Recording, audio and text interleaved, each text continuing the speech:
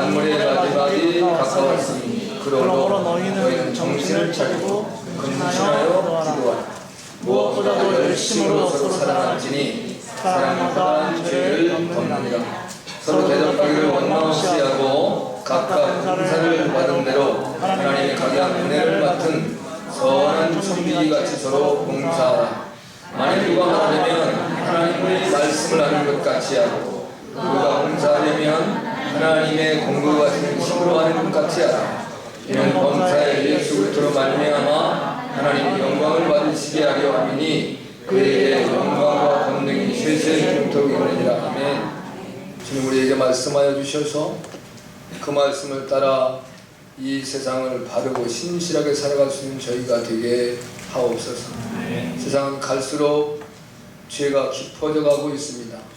이 어렵고 죄악된 어지러운 세상 가운데서 하나님의 의의 자녀로 살아가는 저희 모두가 될 수 있도록 주여 이 아침에도 힘과 능을 부어 주옵소서. 주님께서 어린 종을 세우셨으니 성령의 기름 부으심으로 오직 주의 진리의 말씀을 바르게 증거하여 우리 아버지 하나님께 영광을 돌리게 하시고 우리가 새 힘을 얻는 귀한 시간이 되게 하옵소서. 그대로 믿사옵고 다시 오실 예수님의 이름으로 간절히 기도하옵나이다. 아멘. 인사하십니다. 우리 예수님 받겠습니다. 마지막 때 삶의 원리 편했습니다. 오늘 11절 끝부분에 보면 우리 그에게 하나님께서 영광과 권능이 세세토록 있느니라. 이제 우리 그 앞에 보면 예수 그리스도로 말미암아 하나님이 영광을 받으시게 하려 합니다. 그러니까 우리의 삶이 이제 뭐 처음부터 끝까지 궁극적으로는 하나님께 영광을 돌리는 삶이 되어야 되는데요. 특별히 이제 시작해서 이제 막 중간에 가는 동안에는 좀 잘못 가고 넘어져도 기회가 많이 주어져요. 이제 마지막 때는 상당히 심각하고 어렵습니다. 제가 이제 잡기 중에 하나 좋아하는 게 이제 뭐 잘 하지는 못해요. 근데 보는 게 좋아하는데 바둑을 이제 좀 나름대로 이제 좋아는 해요. 제가 이제 바둑을 전혀 못 두는데 군대를 갔더니 우리 이제 그 신인병으로 들어온 친구가 바둑 1급을 두더라고요. 근데 이제 그 군대에서 시간이 나면 특별히 뭐 할 일이 별로 없습니다. 그러니까 이제 그 신임 쫄병하고 두면 이게 져준단 말이에요. 고참할 때. 그것도 이제 저도 내가 기분 나쁘게 져주진 않아요. 아, 얘 일부러 졌구나라는 걸 못 느끼게 져줘요. 실력 있는 사람. 그러니까 그걸 이제 두기 시작한 거예요. 그래서 바둑에 이제 취미가 들었었는데 제대하고 나서 이렇게 져보니까 한 이제 6급, 7급, 6급 정도는 되더라고요. 그러니까 굉장히 두고 싶을 때, 그러니까 막 두고 싶을 때인데 그것도 이제 제가 그걸만 두고 있을 수 없잖아요. 근데 이제 그래도 지금도 제가 이제 그 TV에서 바둑 프로그램을 자주 봐요. 그러면 이게 그 고수들이 두는 이제 프로 실력에서는 제일 처음에 이제 판짜기라 그러잖아요. 판짜기. 이제 판짜기가 굉장히 중요하긴 한데 우리 한국에 이제 나름대로 지금 박종환이 제일 잘 두는데 그 이세돌 세대가 계속 오래 갔었어요. 이창호 이후에. 근데 이세돌이라는 사람이 판짜기엔 거의 늘 실패를 해요. 항상 잘 못해요. 그런데 싸움 바둑에 능하고 마지막에 콕 뒤집어 엎는 걸 잘해요. 그래서 이분의 그 바둑을 보면 야, 이 인생이란 걸 거기다 놓고 한번 살펴보면 대단히 변화무쌍해요. 그런데 마지막으로 가면 갈수록 뒤집을 기회가 별로 안 생겨요. 왜냐하면 이 이제 390 하나의 그 이제 알을 놓는 자리가 있는 게 놔두고 나면 나중에 놀 자리가 없어요. 그럼 거기서는 거의 실수할 게 거의 없는 거예요. 근데 그분들은 이제 한 집을 지고 있으면 엄청 진 걸로 봐요. 그러니까 반 집을 지고 이기고 하는 그 게임을 하는 거예요. 얼마나 그게 힘겹고 어려운 게임입니까? 근데 초반엔 그래서 실수를 좀 하더라도 괜찮은 거예요. 근데 마지막 부분으로 오면 올수록 정교하고 수일기가 바르고 정확하지 않으면 그때는 희망이 없는 거예요. 그래서 이제 끝내기를 잘 할 수 있어야 되고 수일기가 뛰어나야 돼요. 그러니까 그분들은 먹으면 받은 만큼 드는 걸 하는 거예요. 어떻게 보면 그들의 인생도 불쌍한 인생이긴 한데 우리 인생도 마찬가지란 말이에요. 처음에 시작할 때 중요해요. 마지막이 더 중요하다. 근데 처음에 시작을 내가 뭔가 모르게 잘못했어요. 그러면 이게 이제 기회가 많이 있어요. 마지막이 아니기 때문에. 그럼 마지막 때가 되어지면 그때 삐끗하면 다시 기회가 안 오는 거예요. 그래서 우리가 하나님께 영광을 돌리는 삶을 어떻게든지 살아야 되는데 마지막 때가 될수록 우리 스스로를 잘 살피고 바르게 서야 된다. 이게 이제 베드로를 통해서 하나님이 주시는 말씀입니다. 그래서 마지막 때의 삶의 원리는 어떻게 될 수 있을 것인가? 우리가 육체의 생명을 가지고 있는 동안에는 이 땅에 살아가면서 하나님의 구속사를 이루어 나가는 은혜를 가지고 살아가는데 우리가 살아있는 삶의 환경이 각각 달라요. 대한민국이 다르고 뭐 중국이 다르고 미국이 다르고 또 일본이 다르고 조금씩 달라요. 근데 이제 특별히 이제 우리나라 같은 경우에는 거의 이제 미국 문화가 일본으로 들어오고 일본으로 들어와서 우리가 한국에 들어오고 또는 지금 뭐 우리나라가 한류라고 해서 많이 뭐 중국에도 뭐 외국에도 보내기도 하고 이런 역사를 하는데 근데 항상 상대방 것을 받아들일 때 좋은 것만을 받아들이면 얼마나 좋겠어요. 숫자 선택을 해서. 그런데 우리 인생들이 보면 좋은 것보다는 나쁜 것을 받아들여요. 이제 우리 어린아이들도 이제 계속 집안에서는 부모님이 잘 교육하고 훈련을 열심히 하면 애가 옳고 다요. 근데 이제 유치원을 가든지 아니면 뭐 학교를 가든지 하면서부터 애가 자꾸 조금씩 바뀌어지기 시작하는데 거기에서 어떤 친구를 만나고 어떤 선생님을 만나냐에 따라서 우리 애는 이제 올곧은 길을 갈 수도 있고 어긋난 길을 갈 수도 있어요.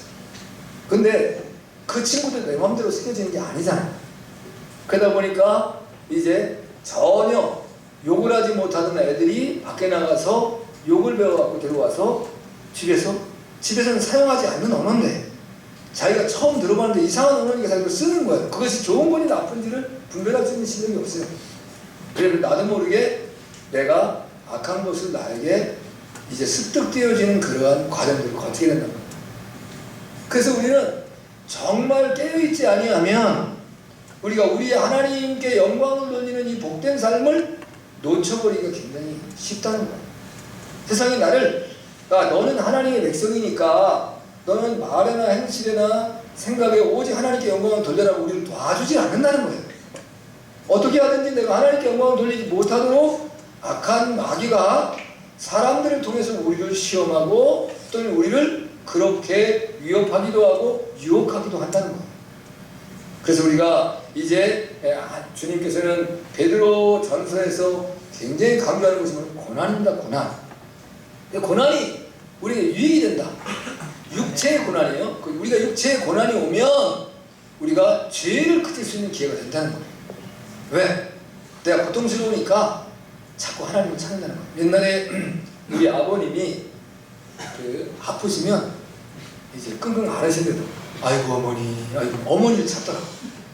근데 우리 이제 할머니를 찾으니까 난 할머니 제가 알잖아요. 근데 우리 할머니는 다정다감하지 않으셨거든요. 우리 할머니는 항상 곱게 차려입으시고 참빛으로 머리를 기르셨는데 당신만 아주 이제 예쁘게 하시고 계시는 분이에요. 뭐 이제 다른 거에 관심이 별로 없으신 분이에요. 오직 당신만 이제 목욕탕도 없던 시절에 하루에 한 번씩 목욕하셨어요. 우리 할머니. 그리고 자기를 단장하시고 또 이제 단오날이 되면 청포를 그걸 뜯어오게 해서 청포물로 머리를 감으시고 다 그러시고 하여튼 뭐 집안이 어렵고 뭐 그런 관계도 없습니다. 그러니까 우리 아버지한테 잘해주었다는 생각은 저는 별로 안 가져요. 그런데 우리 아버님이 아프시니까 어머니를 찾더라고요. 아이고 어머니. 그러니까 우리가 삶이 고통스럽고 힘겨우면 본질적으로 우리가 믿는 걸 찾는 거예요. 우리 아버님이 그때 예수님을 안 믿었으니까 어머니밖에 믿을 게 없는 거예요. 그럼 우리는 누굴 찾겠어요? 하나님 찾는 거예요. 내가 힘들으면. 그래서 우리가 고난이 우리에게 유익이라는 거예요. 우리가 평안할 때 주님을 잘 찾으면 고난이 필요할까요? 필요하지 않을까요? 필요 없어요. 그런데 우리가 편안하면 하나님을 잘 찾는 게 아니라 세상을 찾는 거예요. 나의 기쁨, 나의 즐거움, 나의 오락, 나의 연락, 나의 향락을 찾아 사람들이 움직이고 있다는 거예요. 그래서 베드로는 너희에게 온 이 고난을 기쁘게 받아들여라. 이 고난이 너희에게 우리 유익이다. 너희가 하나님의 영광을 돌리는 놀라운 축복이 되어진다 라는 말씀입니다. 여러분, 여러분의 신앙생활을 한번 이제 오늘 잘 이렇게 한번 이게 생각을 해보세요. 여러분이 처음 예수님을 믿어서 정말 기쁘고 즐겁고 은혜롭게 신앙생활하고 그저 기도하고 찬송하고 교회가 기립고 이제 하나님께 예배드리는 것이 즐겁고 그러던 시절과 지금 여러분들이 그렇게 열심히 기도하고 찬양하고 하나님의 전을 찾고 주를 위해서 열심을 내고 있는 거 아닌가? 아니, 이게 희미해졌죠? 그건 저도 느끼고 여러분도 느끼실 거예요. 그거 왜? 시대와 문화가 우리를 그렇게 이끌고 간다는 거예요. 그러니까 인간의 문화가 발달이 되면 발달될수록 하나님에게 영광이 되면 좋겠는데 하나님에게서 멀어지게 만드는 역할을 해요. 이제 성경의 말씀대로 보면 바벨탑을 쌓는 삶을 살게 해주는 거예요. 나의 성을 쌓는 거예요. 나를 위한 성. 하나님을 위한 성을 쌓는 것이 아니라 나를 위한 성을 쌓고 살아가게 되겠습니다.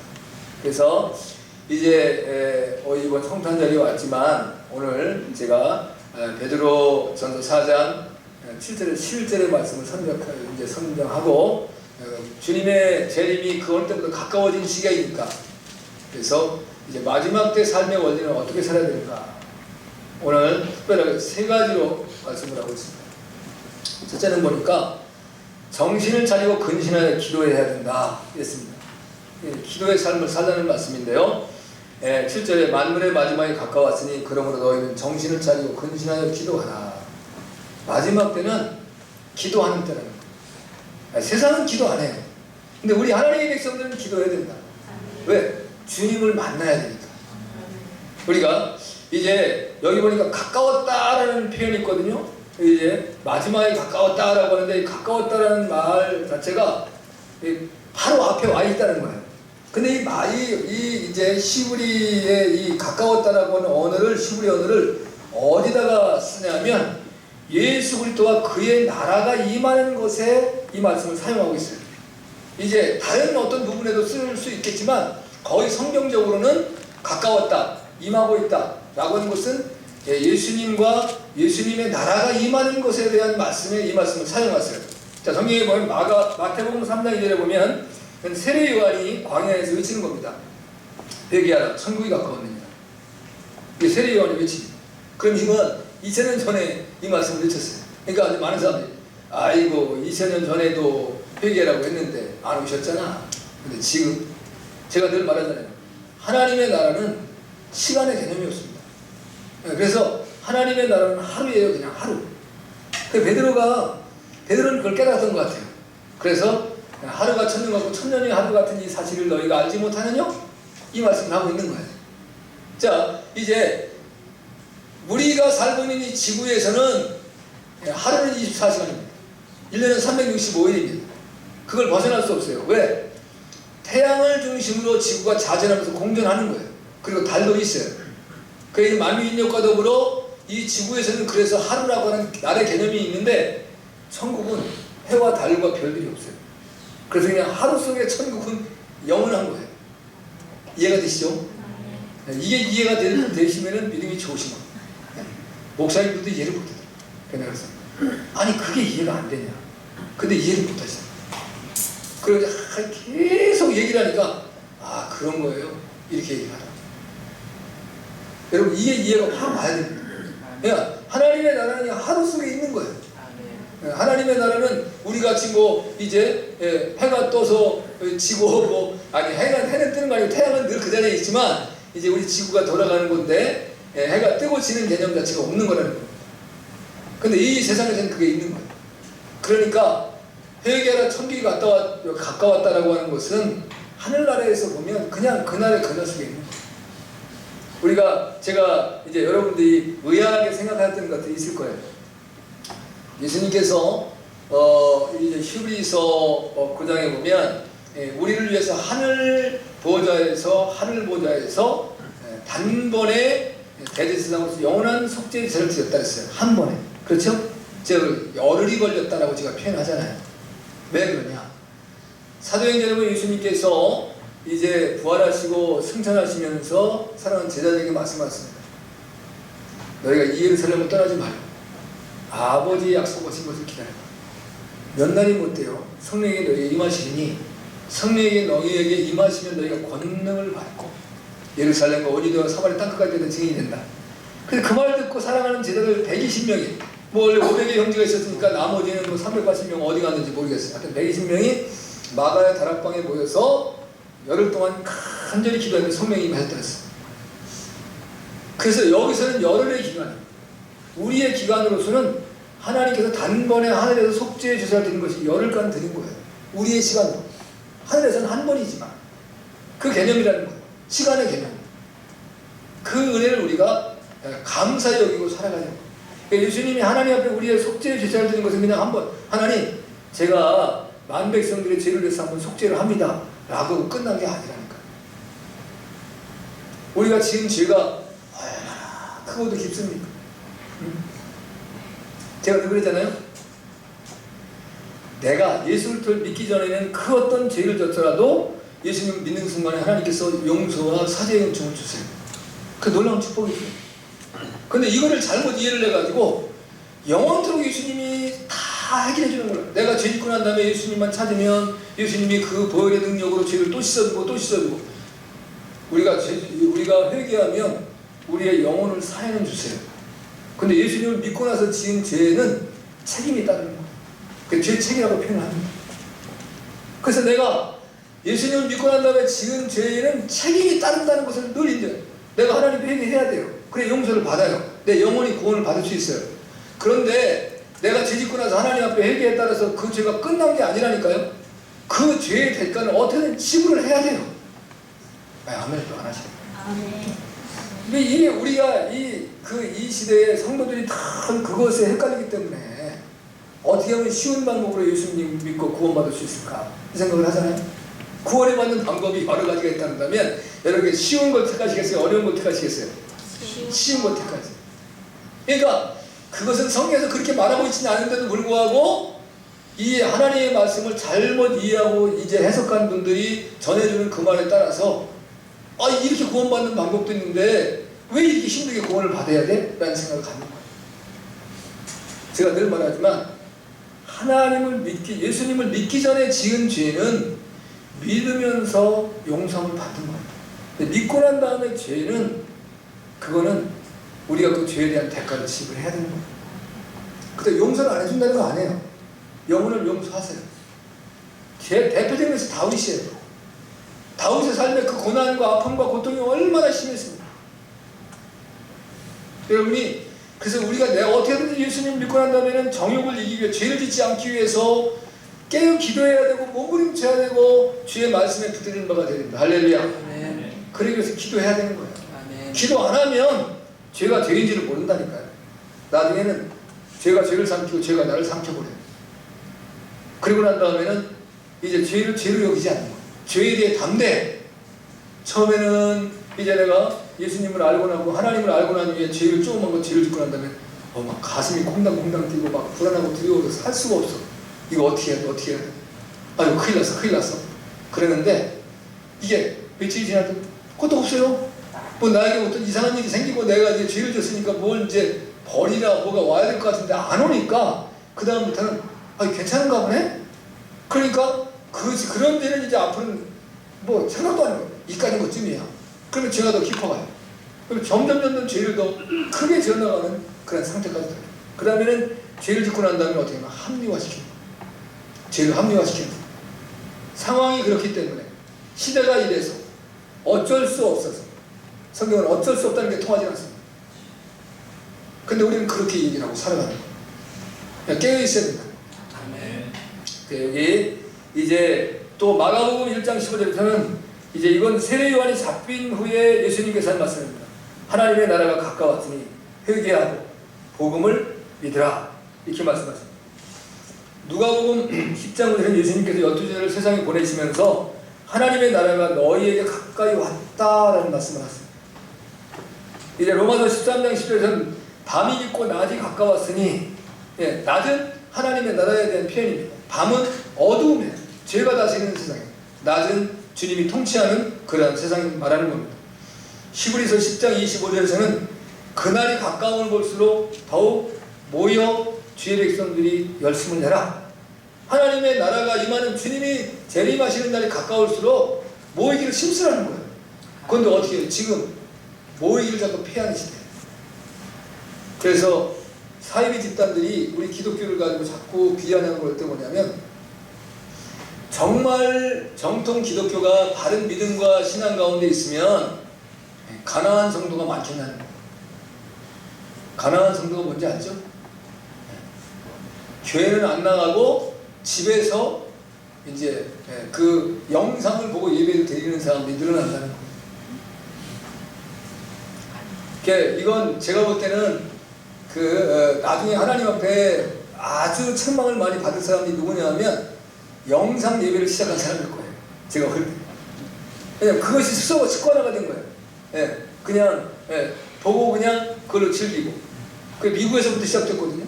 그 미국에서는 이제 그 수표를 체크를 하잖아요.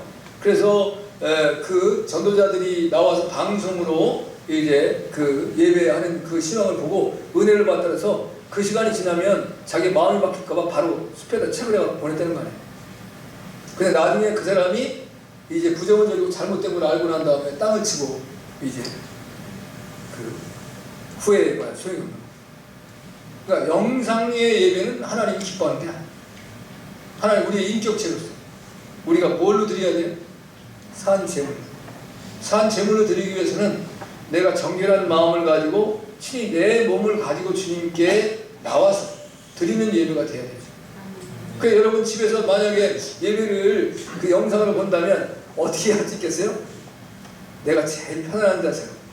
어떤 사람은 누워서 볼 테고, 어떤 사람은 이제 뭐 어떻게 해요? 앉아서 볼 테고, 어떤 사람은 서서 볼 테고, 어떤 사람은 뭐 자기 또 좋아하는 뭐 운동을 하면서 볼 수도 있고, 자기 마음대로 이제 할 거예요. 그러나 여기에 나와서는 우리가 정결한 마음, 먼저 내 마음을 정결하게 하고 내 몸을 정결하게 하고, 그리고 온전히 주님을 바라보며 주님께 드려지는 제물이 되어야 되죠. 할렐루야. 그래서 바울은 이제 로마서 12장 1절에서 그러므로 형제들아 내가 하나님의 모든 자비하시는 너희를 구하노니 너희 몸을 하나님이 기뻐하시는 거룩한 산 제물로 드리라. 이것이 너희의 영적 예배입니다. 너희는 이 세대를 본받지 말고 마음을 새롭게 함으로 면회를 받아 하나님의 선하시고 기뻐하시고 온전하신 뜻이 무엇인지 분별히 알도록 하라. 우리가 어느 시대나 마찬가지지만 가장 중요한 분별력이에요.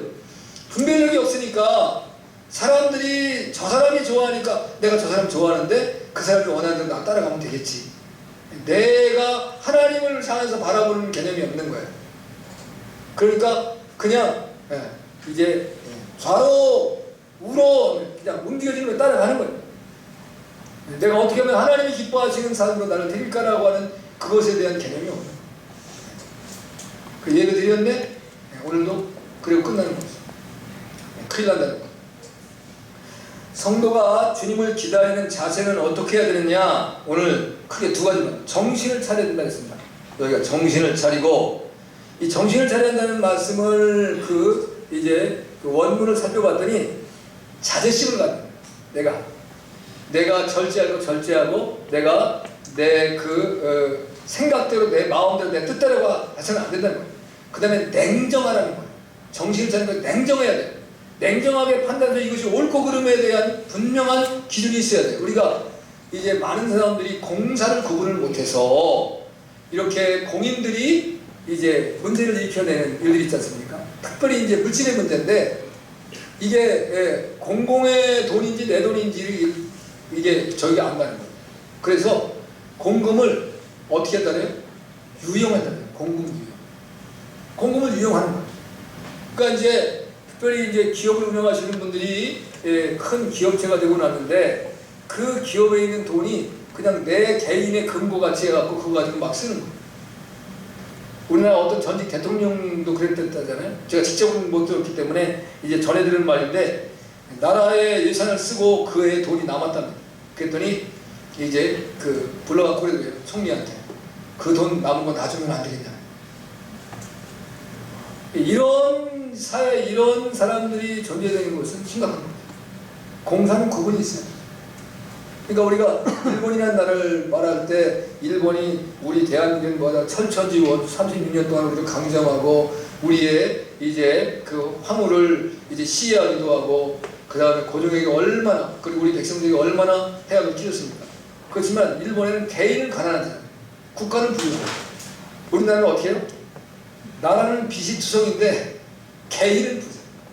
제가 어제 신문에 가봤더니 그 생활보호 대상 노인 80대신 분이 그 얼마를 받는지 모르는데 그걸 아껴서 그 100만 원을 모아가지고 기부를 했더라고.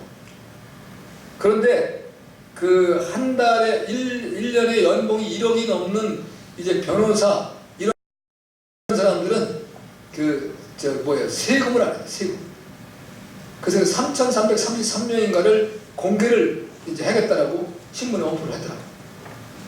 그러니까 많이 가질수록 더 진실하고 성실하게 살아가느냐? 아니라는.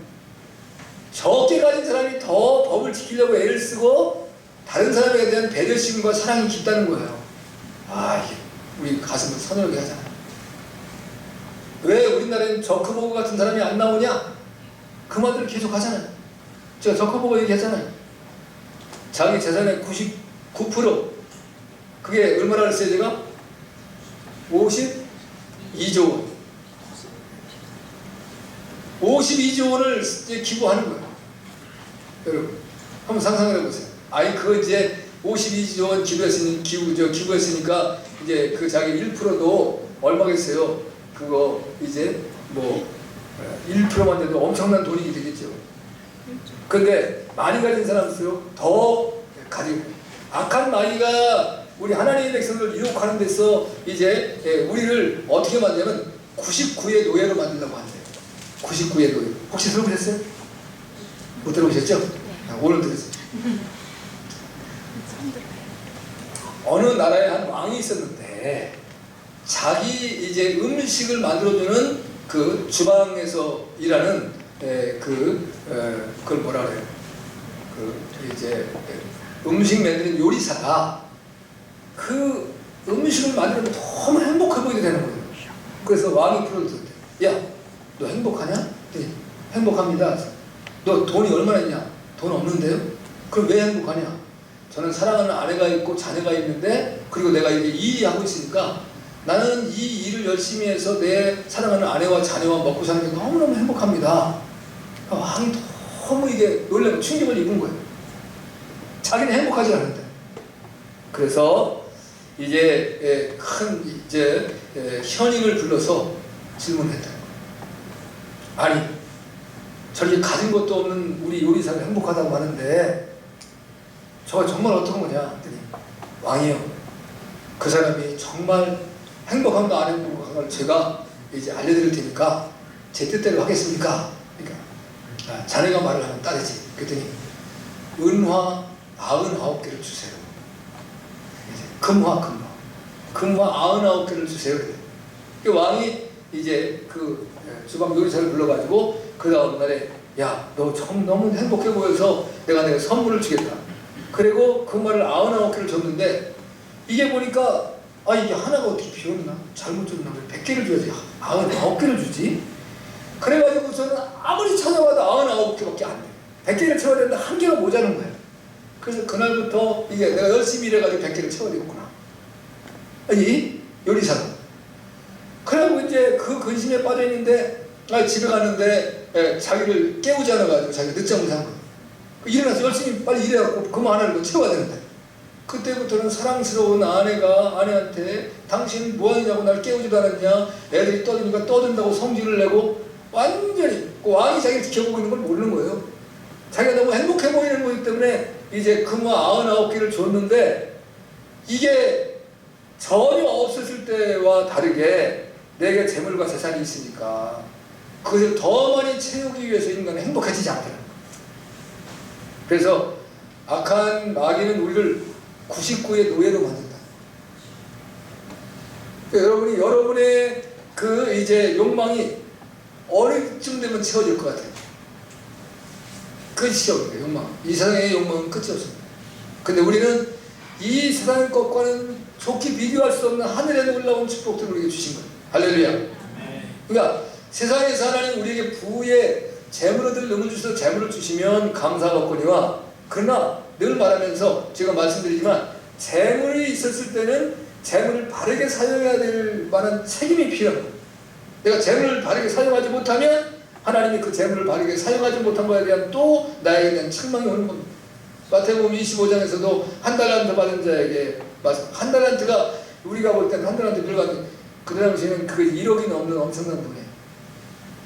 지금도 1억만 있으면 여러분 뭐든지 할 수 있을 것 같으시죠? 여러분 누가 여러분에게 1억을 주시면 여러분이 살아가는데 어려움이 있으시겠어요? 아니면 잘할 수 있으시겠어요? 그러니까 안 주는 거예요. 말해도 준 사람이 없더라도 내가 주면 잘하겠습니다라고 해야 뭐가 들어오는 거지. 그런 믿음도 없는데 뭐가 오겠어요. 1억 가지고는 안 돼? 부족해? 너무 많아요? 예, 우리가 그 1억을 받은 그 한 달한테 받은 사람이 자신의 일에 충성 안 한다. 그러니까 하나님 앞에 책망과 거기에 대한 이제 형벌이 그게 주어지는 모습을 볼 수 있어요. 그러나 가난하다고 해서 삶이 불편하죠. 가난하면 여러분 돈 없어 보세요. 첫째는 사람을 무시받습니다. 어디 가더라도 사람에게 무시받아요. 그렇죠? 그리고 또 이제 돈이 없으면 뭐를 해야 돼요? 눈치를 봐야 돼요. 눈치를. 여러분 돈 없는데 눈치 안 보고 어디 가도 당당해요? 아니면 예를 들어서 친구들끼리 모여서 어디가 식사를 하더라도 이제 내가 돈이 없으면 주머니가 돼 있으면 어떻게 해요? 이게 어느 순간에 나가야 이게 밥값을 안 내고 내가 무슨 해를 안 입고 나갈 수 있는가? 이거에 대한 눈치를 봐야 되잖아요. 안 봐요? 안 가지 그냥. 그러실까? 이게 우리의 삶이 없으면 불편스럽습니다. 요즘엔 뭐 다이어트를 위해서 어제도 뭐 식사를 열심히 저녁에 맛있게 하시고 중앙동에서까지 걸어오신 분도 있다고 하니까. 그러니까 이제 옛날에 만약에 여러분이 그냥 돈이 없어서 걸어가라고 하면 화나요 안 나요? 화가 나요. 근데 내가 내 몸을 위해서 건강을 위해서 걸어오는 거는 기쁨을 할 수 있는 거예요. 없으면 얘가 어떻게 불편해요. 텔레비전 광고에 핸드폰 올레 핸드폰인가 선전하는 데서 돈 10,000원을 가지고 할 게 없는데 그건 뭐 9,000 얼마라고 하죠. 저도 빨리 이거 기한 지나면 그거 하려고. 핸드폰 너무 저는 사실 쓰는 게 별로 없거든요. 그래야 뭐 인터넷 뭐 별로 사용도 안 하고, 그리고 뭐 내가 그걸 가지고 뭘 보고 그러는 것도 별로 그런 거에 뭐 즐겨하지 않고, 단지 이제 문자하고 전화하는 건데 너무 비싸게 쓰니까 안타까워.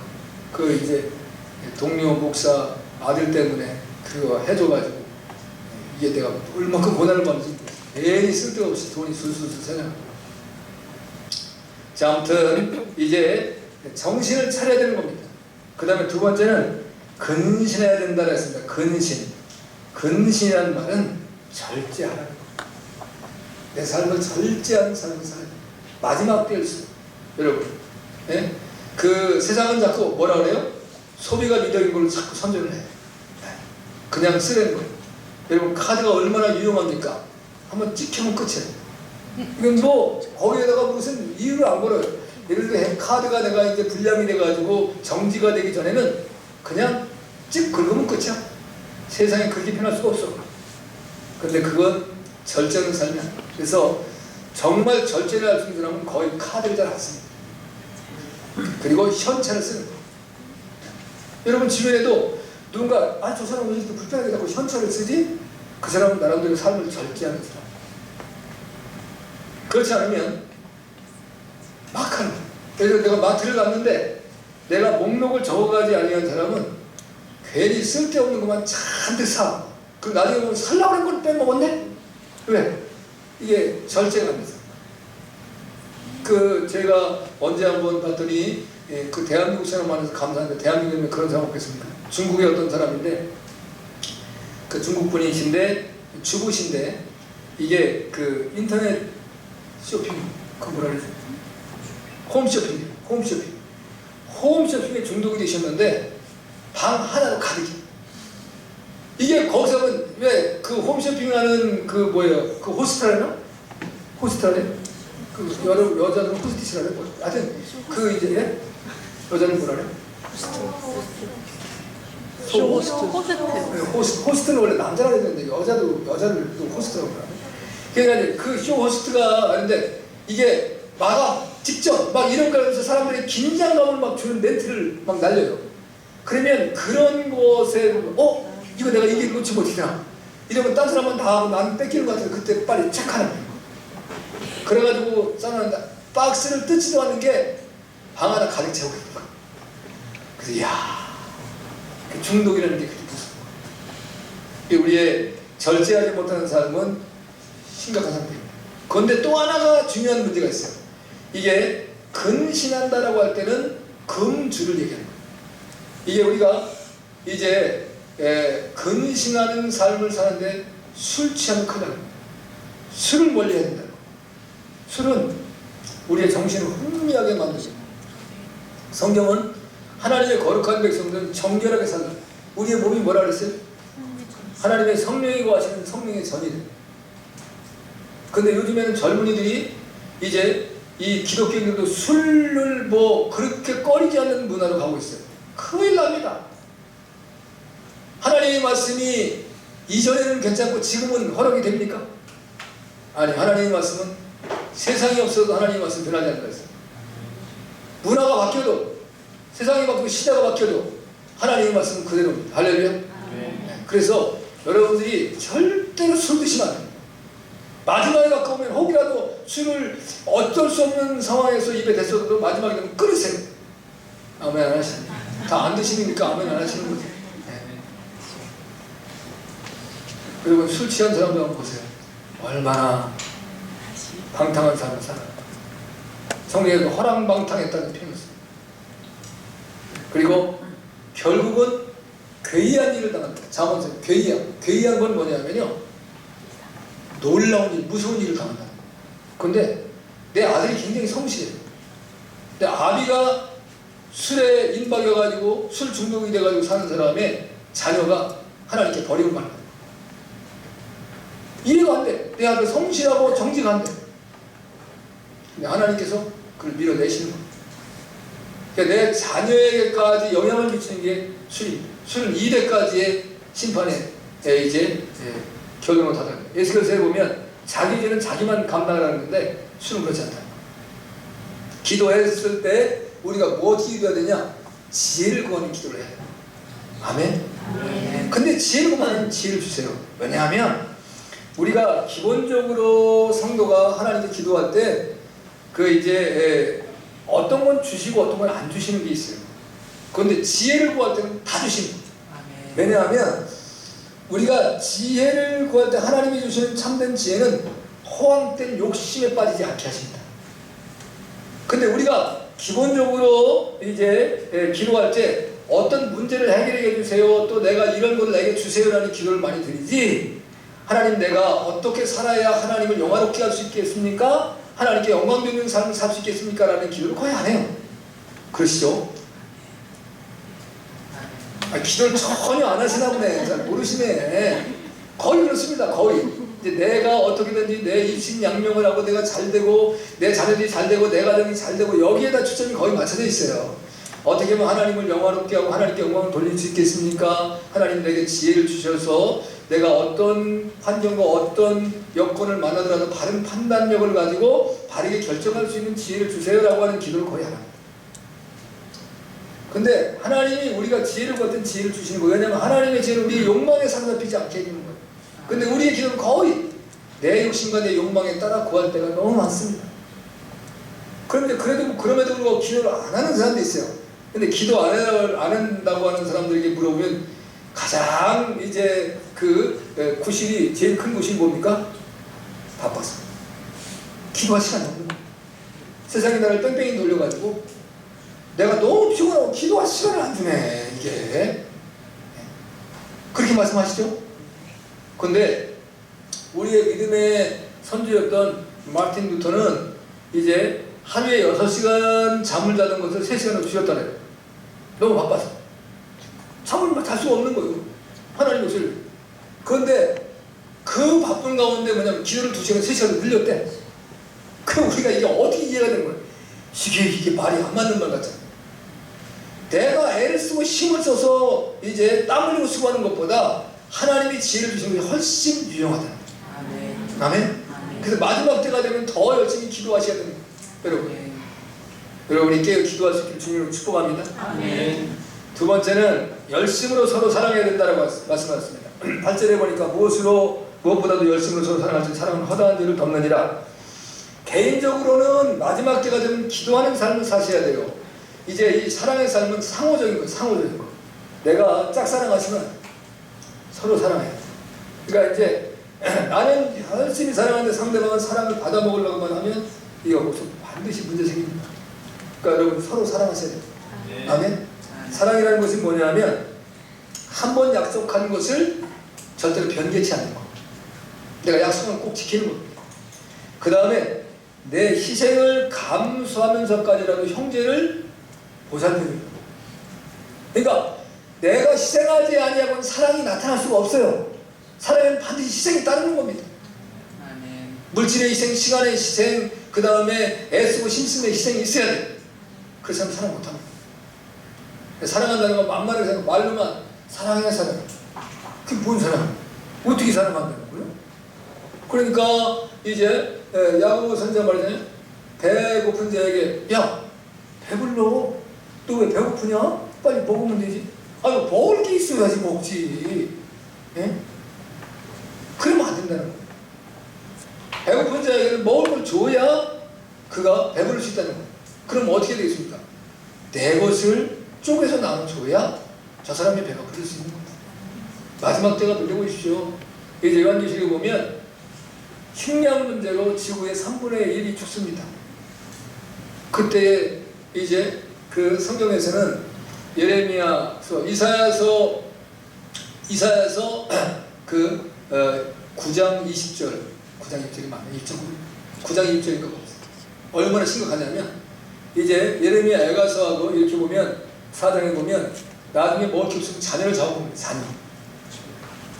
그리고 그래도 먹을 것이 없으면 이사야서 9장 20절에서는 자기의 팔을 잘라서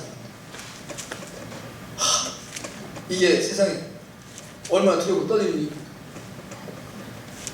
여러분 사람들이 먹을 것이 없는 것만큼 고통스럽죠. 여러분 그 국제기구에서 늘 얘기하는 건 뭡니까? 얼마만 있으면 저 아프리카에서 죽어져가는 저 사람들을 살릴 수가 있습니다. 그러면 예를 들어 한 달에 2만 원을 해주면 뭐 17명인가를 살린대잖아요. 얼마나 많은 사람이 먹지 못해서 죽는지 모르겠어요. 지금 우리는 먹는 문제는 그렇게 고통 안 받고 있잖아요. 그 지금 음식을 아주 많이 드시는 분들은 지금부터 절제하셔야 돼요. 네. 좀 줄이셔야 돼요.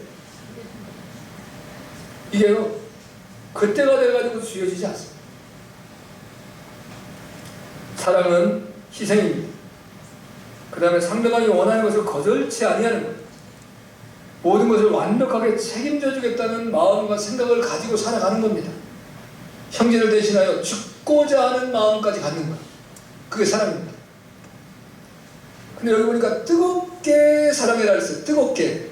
뜨겁게라는 말의 어원을 봤더니 경주자가 이제 우리가 이제 뭐 특별히 제일 경주는 100m가 이제 대단하잖아요. 목표를 향해서 달려가는 것이 뜨겁고 아무것도 생각지 않아요. 오직 그 목표만 봐. 그러니까 뜨겁게 사랑해라. 사랑의 목표를 정하고 포기하지 마는 겁니다.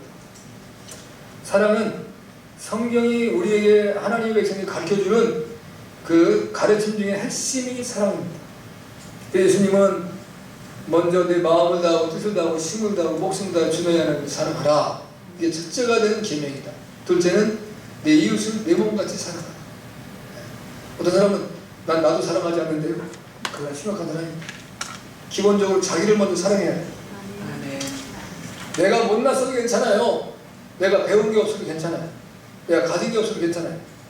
내가 이 땅에 내가 태어난 것 자체가 너무 고맙고 감사해서 나를 아껴주고 사랑해줘야 돼요. 그 어떤 사람은 다 자기를 학대하고 그 자기를 막 괴롭히는 사람이 있어요. 그거 하나님 기뻐하시지 않아요. 자기를 사랑해야 남도 사랑할 수 있는 거예요. 근데 자기 사랑에만 빠지면 큰일 나요. 다른 사람도 사랑하셔야 돼요. 그래서 서로 그런 은혜가 있어야만. 그 다음에 그 사랑은 남을 용납하고 관용한다. 그러니까 죄와 허물을 보지 않고 다른 사람의 상처를 기억하지 않는 거예요. 그러니까 여러분들이 자꾸만 예수님 믿고 난 다음에 저 사람이 옛날에 어땠었는데 그거 옛날 몇 따져요. 지금이 중요하다니까요. 지금의 그 사람을 아름답게 보세요. 아멘? 과거에 그 사람이 어떤 사람이었든지 그거는 우리 구주 예수 그리스도 안에서 없어졌습니다. 그 과거에 매여가지고 괴로움 당한 사람이 있어요. 근데 내가 보는 상관없는데 다른 사람, 저 사람이 지금 너무 행복하게 사는 것이 내가 못 보겠어. 옛날에 꼴도 아니었었는데 그 사람 어리석은 사람이에요. 주 안에서는 모든 것이 가능합니다. 할렐루야. 그래서 현재의 모습을 보세요. 고린도서 13장을 우리가 사랑장이라고 말하는데 4절 7절까지 보면 사랑은 15가지를 해요. 그 어떤 사람은 이래요. 야, 이거 어떻게 하냐? 죽은 사람이 하는구나. 이건 살아있는 사람은 할 수 없다는 말씀 하는 사람도 있어요. 할 수 있습니다. 하나님이 우리와 함께 하시고 내 힘은 부족하지만 하나님의 성령께서 내 마음에 감동을 주시고 나에게 은혜를 주시면 이 고린도서 13장 4절 7절에 나오는 15가지 여기 보면 이 15가지 중에 특별히 이제 오래 참는 가지, 그 다음에 온유하고 투기하는 자가 되지 않아요. 자랑하지 않아요. 교만하지 않아요. 무례 행치 않아요. 자기의 유익을 굳지 않아요. 성내지 않아요. 악한 것을 생각지 않아요. 불의를 기뻐하지 않아요. 진리와 함께 기뻐하고 모든 것을 참고 모든 것을 믿고 모든 것을 바라고 모든 것을 견딘다. 참 쉬운 일 아니죠. 그러나 하나님 우리가 능히 할 수 있기 때문에 하라고 말씀하신 거고 또 그 말씀을 주신 겁니다. 믿음, 소망, 사랑 이 세 가지는 항상 있을 것인데 그 중에 제일은 사랑이라고 그랬습니다. 할렐루야. 마지막에 될수록 사랑하셔야 돼요. 그래서 우리의 믿음을 지키고 이제 하나님의 백성들의 축복을 드리고 자랑할 수 있는 겁니다. 마지막으로는 각각 은사를 받은 대로 서로 봉사해야 된다 그랬습니다. 10절의 말씀에 보니까 각각 은사를 받은 대로 하나님의 강한 은혜를 받은 선한 청지기 같이 서로 봉사하라. 이 봉사라는 것은 섬기라는 말씀. 그러니까 이제 개인적으로는 기도해야 되고 상호적으로는 사랑해야 되는데 전체적으로는 섬기는 거예요. 네. 어떤 사람은 섬김을 잘 하시는 분이 있어요. 그 놀라운 축복입니다. 기쁨으로 섬기셔야 돼요. 그게 억지로 가요. 그러니까 봉사한다라고 하는 말이 한 5가지 정도 이제 그 성경에 등장하고 있는데 어떤 사람은 노예로 봉사하는 사람이 있어요. 그건 봉사가 아니에요. 그 노예로는 어쩔 수 없이 섬겨야 되는 거예요. 이게 이제 섬긴다라는 표현인데 여기 오늘 베드로가 말하는 이 개념은 사랑으로 봉사하는 것을 얘기하는 거예요. 내가 노예로가 아니다. 어떤 사람은 대가를 받고 봉사하는 사람이 있습니다. 어떤 사람은 이제 직책이 봉사하는 사람이 있어요. 근데 그게 아니고 내가 사랑의 마음을 가지고 봉사를 하라. 그게 섬기는 거예요. 네, 누구를 섬길 때에 오늘 이제 특별히 11절에서 이렇게 말씀하잖아요. 이제 누가 말하려면 하나님의 말씀을 하는 것 같지 않아요. 그러니까 이제 여러분 하나님의 말씀을 잘못하면 어떻게 해요? 성경을 빼거나 더하거나 하지 말아라. 하나님의 말씀은 그대로 전해라. 그러니까 두렵고 떨림으로 해야 돼요. 하나님의 말씀. 그러니까 누가 누구에게 말할 때 내가 거짓말하면 큰일 나요. 거짓말하지 않기 위해서 하나님 내가 사람들에게 말할 때에 정직하게 영혼을 살리고 생명을 살리고 그에게 희망을 주고 기쁨을 주고 또 이제 사랑을 나누고 축복을 줄 수 있는 말들을 해야 되죠. 뭐 사람들을 이제 헐뜯고 험담하고 그러니까 여러분이 내가 이제 A라는 사람을 만나면 다른 사람 얘기하시면 안 돼요.